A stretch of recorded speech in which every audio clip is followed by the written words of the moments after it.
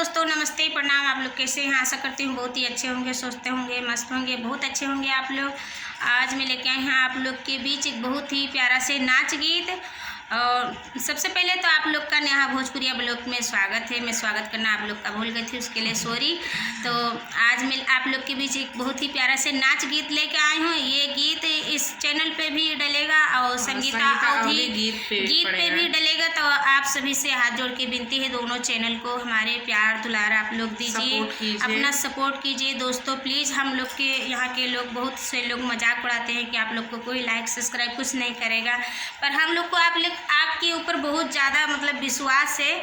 तो विश्वास में ही सब कुछ है। तो आप लोग से विनती है, हमारे चैनल को आप लोग प्यार दुलार दीजिए, आगे बढ़ाइए। नेहा भोजपुरिया ब्लॉग और संगीता अवधी गीत के भी आप लोग को सर्च करने पे नहीं मिलता है, तो इसी वीडियो में कमेंट रहेगा, आप लोग यहाँ से हमारा चैनल निकाल सकते हैं। कमेंट करके जरूर बताएं कि हमारा गीत आपको कैसा लगा, कैसे नहीं लगा। नाच गीत है ये। राजे बेची के झुलनिया हो